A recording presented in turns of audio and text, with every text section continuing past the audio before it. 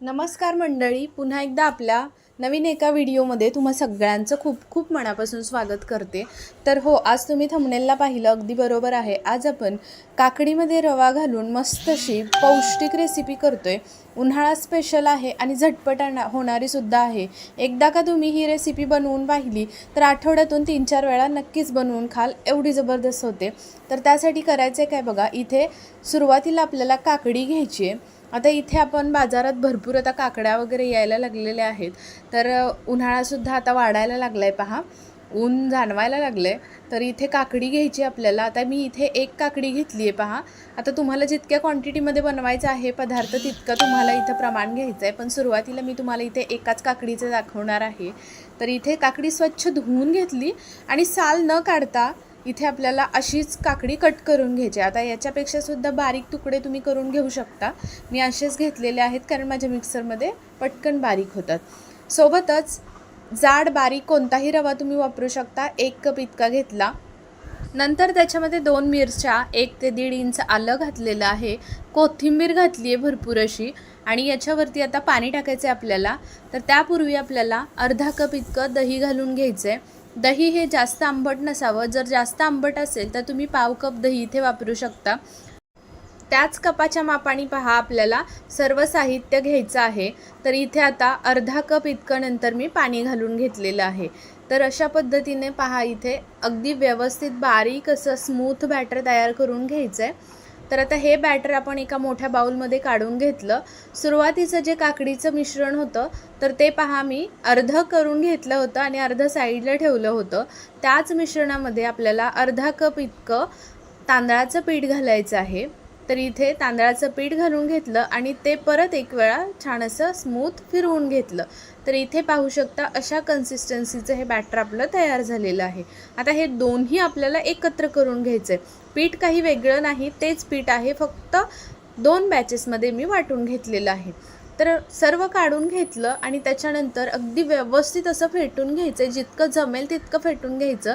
सुरुवातीला पहा मिश्रणाचा कलर कसा होता, अगदी थोडंसं हिरवट असं जाणवत होता, पण आता नंतर पहा इथे पूर्ण असा लाईट झालेला आहे कलर. अशा पद्धतीनं कलर येईपर्यंत फेटून घ्यायचं, जेणेकरून मस्त असं छान अशी आपल्या पदार्थाला पहा जितकी हवा भरली जाईल तितका पदार्थ बनायला अगदी मस्त होतो आणि मऊसूत तयार होतो. अगदी आपले प्रौढ व्यक्तीसुद्धा खाऊ शकतील, एवढी जबरदस्त होणारी आणि शरीराला थंडावा देणारी रेसिपी आहे. तर इथे बॅटर बघा व्यवस्थित तयार करून घेतल्यानंतर फक्त त्याच्यामध्ये आपल्याला चवीनुसार मीठ घालायचं आहे आणि एक 10 मिनिटासाठी बॅटर साईडला ठेवून द्यायचं झाकून. तोपर्यंत आपण एक चटणी तयार करून घेऊया खाण्यासाठी. तर त्यासाठी खोबरं घालून घेतलं मिक्सरच्या भांड्यामध्ये. नंतर डाळवं घालून घेतलं, लसूण आणि आलं घालून घेतलं. आता इथे तुम्हाला जितकी क्वांटिटी बनवायची त्यानुसार तुम्ही इथे कमी जास्त पदार्थाचं प्रमाण करू शकतात. नंतर मिरच्या घालून घेतल्या, कोथिंबीर घालून घेतली आहे पहा, आणि नंतर आपल्याला त्याच्यावरती काही पुदिन्याची पानं घालायची आहेत. लिंबू पिळून घेतला अर्धा, पाणी टाकलं, साखर 1 चमचा टाकलेली आहे आणि छान इथे आपली ही चटणी तयार करून घेतली आहे पहा. आता हे वाटून घेतलेलं मिश्रण आपण एका भांड्यामध्ये काढून घेऊयात आणि एक छान असा तडका करून घेऊया, म्हणजे अजून छान खमंग चटणी खायला लागते. तर आता इथे कडल्यामध्ये तेल गरम करून घ्यायचं 1 ते 2 चम्मच इतकं. नंतर मोहरीची खमंग फोडणी करायची, कढीपत्ता टाकायचा, छान अगदी चरकन फोडणी बसली पाहिजे. हिंग टाकला चिमूटभर आणि ही फोडणी आपल्याला या चटणीवरती घालून घ्यायची, छान पद्धतीनं मिक्स करून घ्यायची. अशा स्वरूपाची चटणी आपल्याला इथे बनवून घ्यायची आहे. तर इथे आपण थोडंसं मीठ घालायचं राहिलेलं आहे, पण आता नंतर आपण याच्यामध्ये मीठ घालून घेऊया चटणीमध्ये आणि छान एक वेळा हलवून घेऊया. तर पाहू शकता इथे मस्त अशी चटणी तयार झाली. एकदा ही आंबट तिखट गोड चवीची ही चटणी बनवून पहा, अप्रतिम लागते चवीला. कोणत्याही पदार्थासोबत ही चटणी तुम्ही खाऊ शकतात. तर लगेच पहा चटणी साईडला ठेवून दिली आणि या आता गरम करायला तवा ठेवला होता. तव्याला गरम झाल्यानंतर छान असं तेलानं ग्रीस करून घ्यायचं आणि 1 पळी इतकं बॅटर तव्यावरती घालून घ्यायचं. अजिबात पांगायचं नाही, म्हणजे जास्त पसरवायचं नाही. अलगद हाताने वरच्यावर हे बॅटर सोडून द्यायचं. आता इथे पाहू शकता जाळी काय सुरेख सुटलेली आहे पहा. काकडीचा डोसा आहे कोण म्हणेल का याला. तर या पद्धतीचे पहा आपल्याला हे डोसे बनवून घ्यायचे आहेत. तर इथे पाहू शकता अलटपलट करून दोन्ही बाजूनी मस्त असे भाजून घ्यायचे. अगदी मऊसूत तयार होतात. आता इथे पहा, आज मी या डोशांसाठी कास्ट आयर्नचा हा तवा वापरलेला आहे. जर तुम्हाला घ्यायचा असेल तर नक्की याची डिस्क्रिप्शनमध्ये मी लिंक देऊन ठेवते, तिथून तुम्ही ऑर्डर करू शकता. तवा खरंच खूप छान आहे वापरायला. मी खूप वेळा हाच तवा वापरते.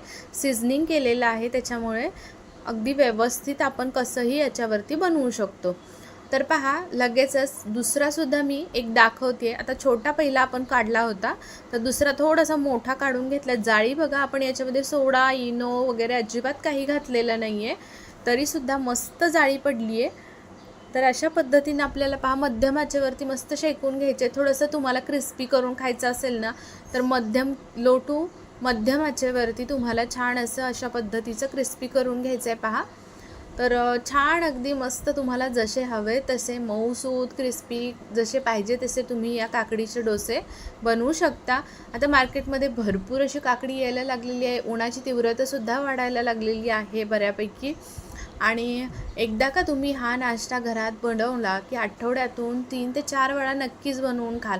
आणि विशेष म्हणजे शरीरामध्ये अगदी छान असा थंडावा निर्माण करतं आणि भरपूर सारं प्रमाण असतं या काकडीमध्ये पाण्याचं. त्याच्यामुळे खरंच काकडी खूप शरीरासाठी चांगली आहे. तर नक्की तुम्हीसुद्धा या पद्धतीनं हे काकडीचे डोसे नाश्त्याला एकदा नक्की बनवून पहा. मुलांच्या टिफिनसाठी देऊ शकता, हलक्या भुकेसाठी बनवू शकता, किंवा मग अगदी संध्याकाळच्या थोड्याशा भुकेसाठी तुम्ही बनवू शकतात, किंवा घरी पाहुणे मंडळी आली तर त्यांच्यासाठी बनवून देऊ शकता. अगदी कुणाला कळणारसुद्धा नाही की हा काकडीचा डोसा बनवलेला आहे म्हणून. तर नक्की तुम्हीसुद्धा या पद्धतीने एकदा बनवून पहा. आणि आजची तुम्हाला माझी रेसिपी कशी वाटली ते मात्र मला जरूर कमेंटमध्ये कळवा. आपली ही रेसिपी तुम्ही कुठून पाहतात, कोणत्या गावातून, कोणत्या राज्यातून, ते पण मला कमेंटमध्ये नक्की सांगा, जेणेकरून मी तुमचे आभार मानू शकेल. आय होप तुम्हाला आजची माझी रेसिपी आवडली असेल.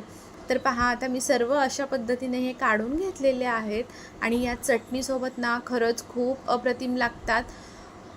आंबट, तिखट आणि गोड आणि ही काकडीचा थंडावा देणारा हा डोसा खरंच खूप मजा येते. नक्की बनवून पहा आणि घरातल्यांनासुद्धा खाऊ घाला.